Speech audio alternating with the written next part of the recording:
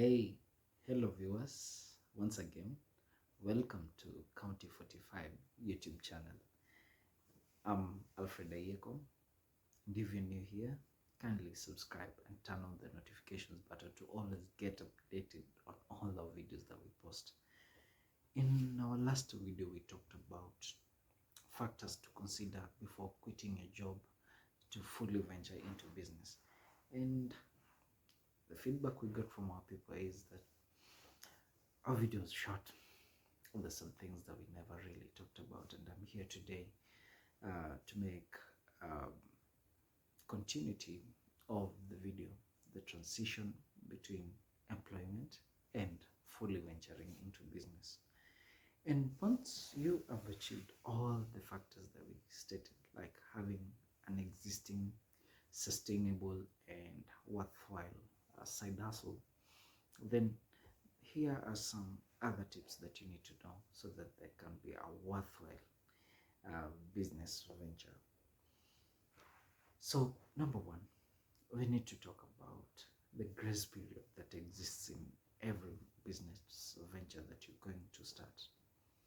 So, the many types of investments, there's so many ventures out there that you might be interested in. I'm not going to factor into one or two because my passion might be so different with someone else's passion, but there's one or two things that are common in all ventures. That one, when you begin a business venture, before it finally takes off, there's that period between setting up the business, marketing, doing the market surveys, and getting your clients who will maybe turn in for your services or sales. And this period is so essential in your life because that is the learning period also. The mistakes that you do along the way, the things that you're going to perfect in, the strategies that you're going to make, the long-term plans that you're going to have based on what you've learned during the grace period.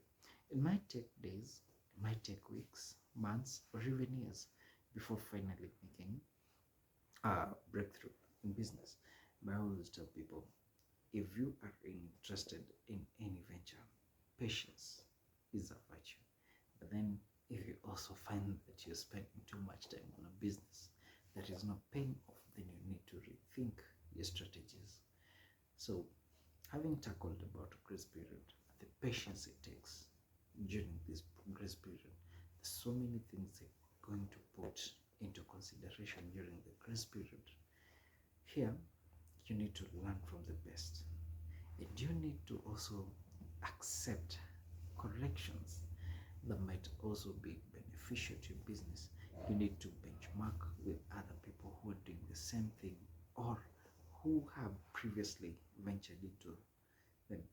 It's not always a must that experience is the best teacher. It's not a must that you experience some of these things so that you can maybe make your judgments, but you can use people's experiences as your own experiences so that maybe you do not fall into mistakes that they did before, and maybe you can become better than what they became. Another thing about business that you also need to know is that the amount of capital you're going to put into a certain venture, it must be well calculated. It must also reciprocate with the outcome. You don't anticipate to invest more and earn little from it. The capital that you're going to invest in a business also is going to determine the durability. It's also going to maybe bring out the image of your company well, or to be perceived as maybe a trial into the market. So the capital is going to be calculated by what kind of services you want to offer. Is it a sales venture? Is it a service venture?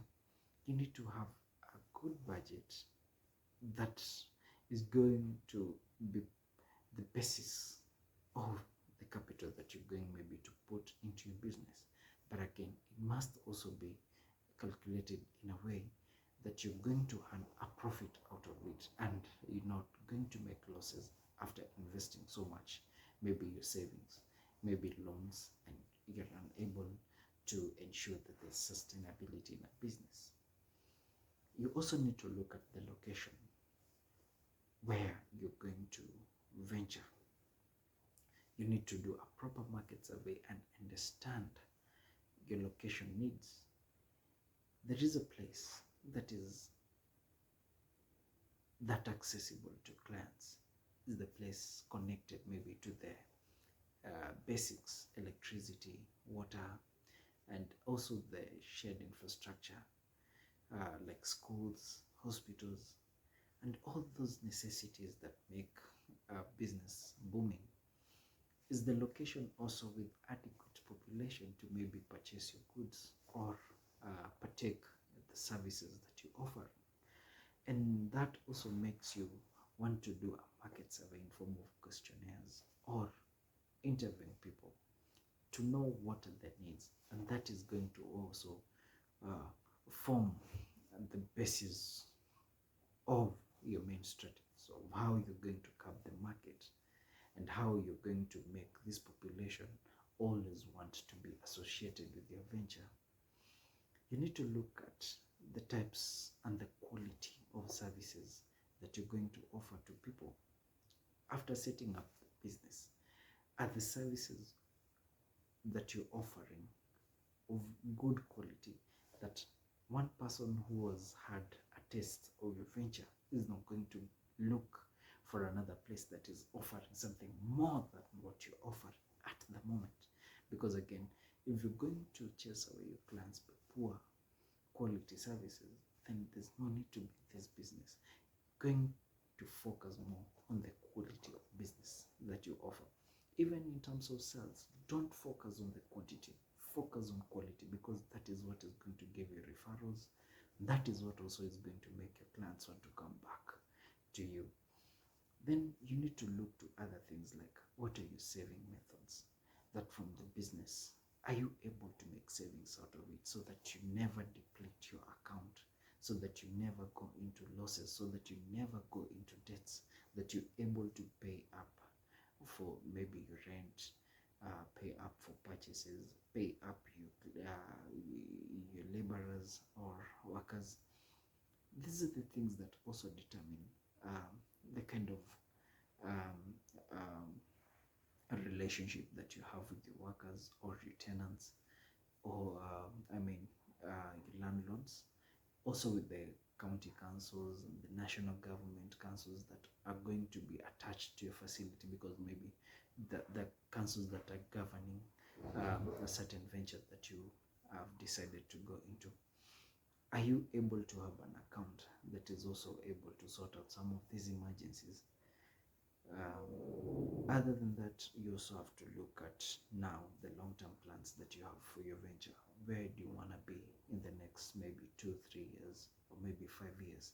Do you see yourself growing in the business? Do you see yourself closing? Do you see yourself maybe expanding your business to other regions? These are the things that you also need to put in paper or have it at the back of your mind, that your business needs to be somewhere in a given period of time.